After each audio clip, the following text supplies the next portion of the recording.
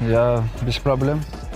Но не спускаясь в легкий вес. Ну да, ради чего? У меня был пояс в легком весе, меня никто не побеждал в легком весе. Я просто оставил пояс и поднялся наверх. Ради чего? Ради пояса, мне это не интересно. И если он хочет подняться, то он не доказал в легком весе. У него там очень много работы. Тот же Арман Tsarukyan каждый день выставляет его, просит с ним подраться. Islam Makhachev recently dismissed a potential lightweight bout against Ilia Topuria, stating he has no desire to drop a weight class. The current lightweight champion advises Topuria to first challenge his division's rightful contenders before considering a move up. During a recent discussion, Makhachev reiterated his stance on future matches, firmly rejecting a return to lightweight for a clash with Ilia Topuria. He clearly believes his business in that weight class is finished, seeing no motivation for a comeback. Instead, Makhachev suggested Topuria has nothing left to prove at lightweight and should be the one to ascend. Ваших потенциальных соперников. Я понял, что вы в легкий вес возвращаться не собираетесь, но все же. Есть Илия Топурия. Я открыт, я без проблем. Но не спускаясь в легкий вес. Ну да, ради чего? У меня был пояс в легком весе, меня никто не побеждал в легком весе. Я просто оставил пояс и поднялся наверх. Ради чего? Ради пояса, мне это не интересно. И если он хочет подняться, то welcome. А верите в то, что Илия может подняться еще на одну весовую категорию? Он может подняться, потому что он тоже ничего не теряет, если поднимается. Он проиграет, вернется к себе в легкий вес, и все, там будет вращаться. Makhachev proposed Ilia Topuria first solidify his lightweight standing rather than pursuing a fight against him. He emphasized his commitment to not returning to that division, noting Ilia still has much to demonstrate there. Furthermore, Makhachev highlighted Arman Tsarukyan as an obvious contender, adding that Arman has relentlessly pursued that fight and deserves the opportunity. Больше нужен Топурии, как вы сами считаете, чем вам? 100%. Я и так являлся чемпионом в легком весе, и я спускаться точно не буду. А ему, я повторюсь, что он ничего не теряет, если он поднимется. С моей стороны, это не будет правильным звать кого-то с меньшей веса, который только стал чемпионом. Он еще ничего не доказал в легком весе. У него там очень много работы. Тот же Арман Tsarukyan каждый день выставляет его, просит с ним подраться. Afterward, Islam Makhachev expressed astonishment at how easily he dominated Della on the ground. He mentioned that after analyzing JDM's past fights, he anticipated Madalena's only reliable escape. Once that path was blocked, Makhachev felt there was minimal resistance left, and from that point onward, Знаете, мы изучали соперников, смотрели его бои. До меня он дрался с Белялом. И у Беляла тоже борцовские навыки. Он переводил его. Мандалена хорошо вставал после тейкдаунов. И вставал одним и тем же приемом, там такой переворот. И я его повалил, и смотрю, он пытается сделать этот же переворот. Но я уже был готов к этому и защищался. И я понял, что у него ничего другого нету кроме этого переворота. И про себя говорю, и это все, больше ты ничему не научился, больше у тебя нет других навыков, чтобы встать в стойку. И тогда я понял, что он там надолго. Conversely, Chael Sonnen weighed in on a hypothetical fight between Justin Gaethje and Hooker-Pimblett, acknowledging the common belief that Paddy would need a takedown to win. While many might assume Gaethje holds the advantage in a stand-up exchange, Sonnen suggested the reality is more complex. Taking a broader view of the sport, he hinted that outcomes aren't always predictable based on traditional assumptions. Between Justin Gaethje and Paddy the Baddy, there was a consensus that Paddy has to take Gaethje down, and that if you go back and you look over the history of Gaethje's career, people don't take him down. And meanwhile, the argument would be if it stays on his feet, it would go to Gaethje. Is it that straightforward? I don't think so. And based on what we've seen, I could see where you could come to that conclusion. I'm just sharing, if you follow the sport as a whole, we don't really see that anymore. Chael Sonnen also voiced strong support for Arman Tsarukyan, calling for recognition of his professionalism. He pointed out that Arman stepped in as a substitute fighter, agreeing to contend on short notice. Sonnen stressed that this dedication merits praise and understanding, stating he personally absolves Arman and hopes others will do the same. In 2 weeks as a backup fighter for UFC 324? What's his situation? Can we please forgive him? Whatever he did to get himself in this weird purgatory, can we also remember that he agreed to be a backup fighter, that he did a training camp, that he flew out to Las Vegas, he went through the commission, he made weight, he was ready to go in on a moment's notice. You get something for that. I want him to get something. I want him recognized. I forgive Arman Tsarukyan. I want other people to forgive him. Arman Tsarukyan stated he would prefer to see Justin Gaethje defeat Paddy Pimblett, viewing Gaethje as someone willing to face him next. He suggested that if Paddy wins, he might try to avoid a fight with Arman, believing Justin's mindset makes him a more straightforward opponent. Justin to beat Paddy. Yeah, because Justin he's gonna fight with me, but Paddy, if Paddy wins, he's gonna try to avoid me, trying not to fight me because he's not man like Justin. Pimblett challenged the hype surrounding Arman Tsarukyan's grappling, implying it falls short of expectations.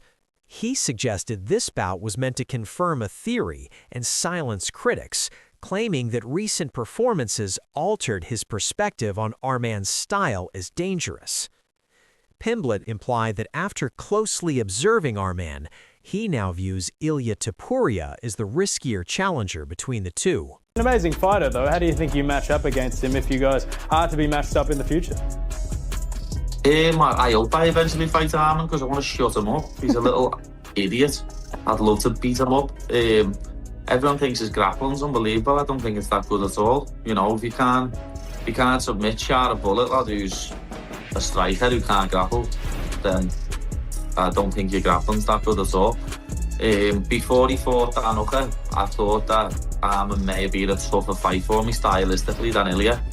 But after watching that fight, he's not. Ilia's a much tougher fight. Arman Tsarukyan, in turn, cast doubt on Paddy Pimblett's ground game, implying he's not as formidable on the mat as his reputation suggests.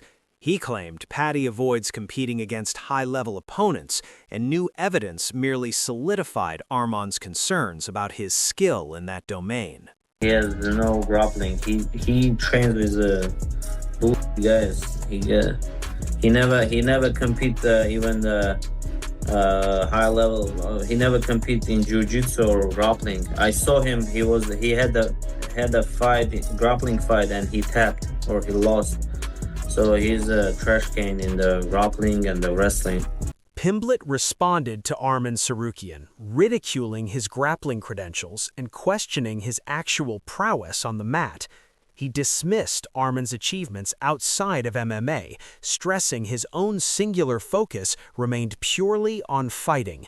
The interaction grew adversarial, with Paddy portraying Arman's side pursuits as unnecessary risks, employing this to fuel their increasing animosity. Grappling a lot. I know you don't want to talk about him, but how do you feel about his, his grappling tournament, Steve? Lad, I heard he nearly got triangled by what's his name? Shara Magomedov.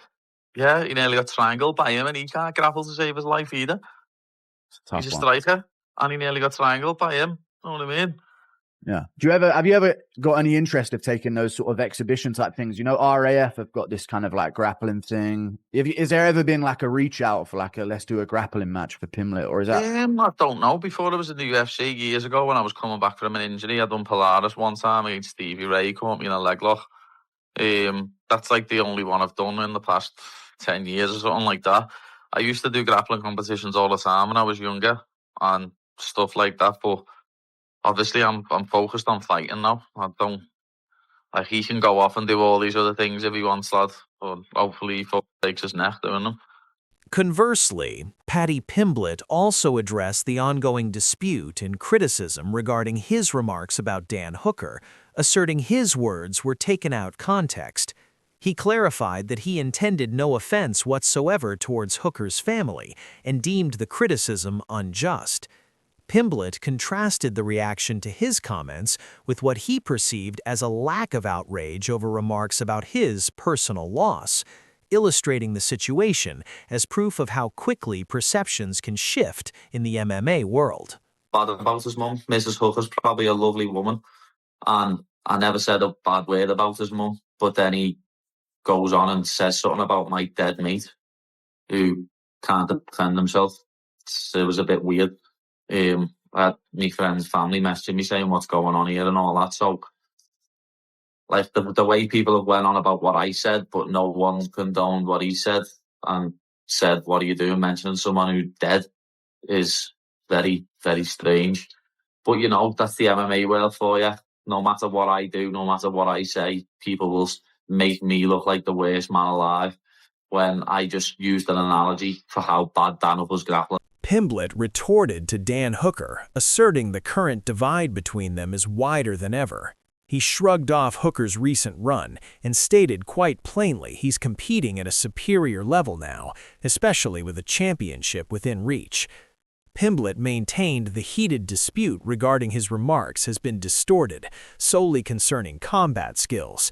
He redirected the blame back on Hooker, highlighting that boundaries were overstepped in a significantly graver manner, and questioned why he's portrayed as the villain. Hooker's beneath me now, especially when I win this belt. He's 5-5 in his last 10. He's an absolute crab, you know what I mean? People are calling Michael Chandler washed, and Michael Chandler knocked him out in 2 minutes. So what's Dan Hooker? You don't mention dead people. And that's what Dan Hooker's done. Dan Hooker's mentioned a dead person and basically tried to say it was my fault he killed himself, saying that I'm not a good friend. Like, that's below the belt. What I said was nothing to do with his mum. Never said a bad word about his mum. What I said was an analogy for how bad his grappling is. And somehow I'm the bad guy and I'm the one who's in the wrong when he's mentioned my dead friend. The situation began recently in an interview where Dan Hooker's remarks swiftly intensified the conflict. What was intended as rivalrous teasing resulted in widespread condemnation, shifting focus from the contest itself to his spoken words. This incident sparked outrage and built a fresh layer of strain on an already tense relationship. They're saying, like, Justin Gaethje, he's older than that lad. He's 2 years older than Dan Hooker. That's true. Dan Hooker couldn't grapple a rapist off his ma. You know what I mean? Okay, strong statements. He retorted to Paddy Pimblett, criticizing his in-person silence and accusing him of being disingenuous behind the scenes. He claimed he was taken aback by the remark's public release, presuming their relationship was amicable. The dynamic intensified further when Hooker mentioned Ricky, a person close to Paddy who passed away in 2022, injecting an awkward and contentious layer into the discussion.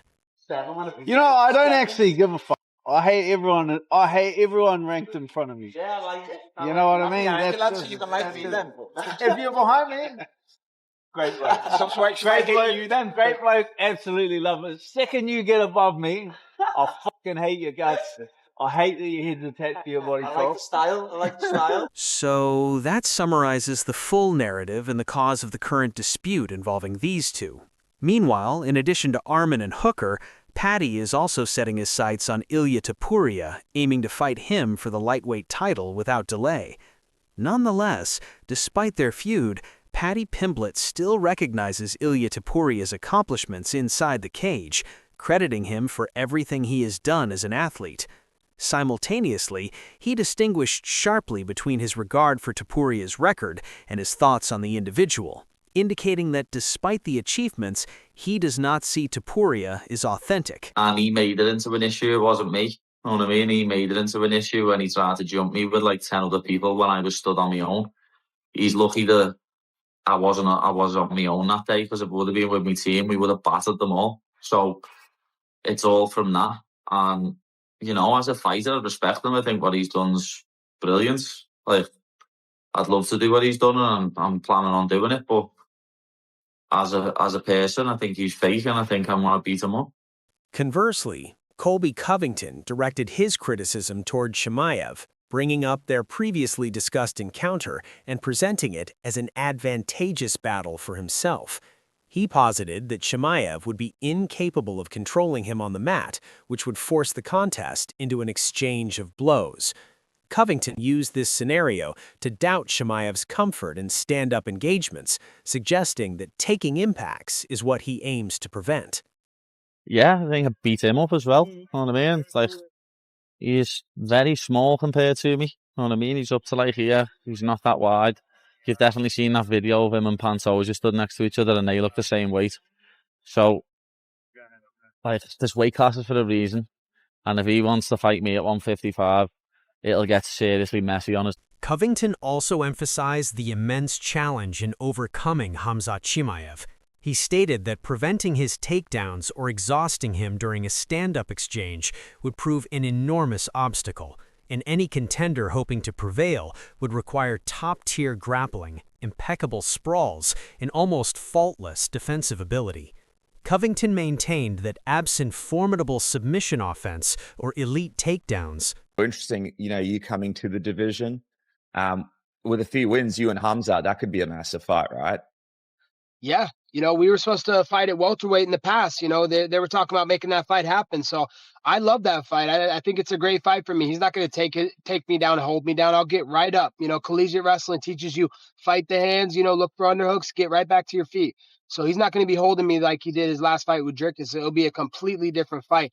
And then it's a striking fight. And I think he's scared to strike. I don't think he likes to strike people. He doesn't like to get hit in the face. So, I love that fight. So the quickest path to get there is what I'm looking for. If it's Izzy would be a great stylistic matchup.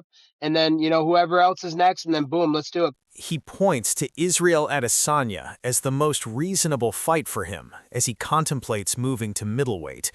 He presented it as a personal struggle as much as a professional contest, referencing prior trash talk and indicating his desire for a chance to see if Adesanya can validate his claims inside the cage. Anybody in their top 10 that could beat Khamzat right now?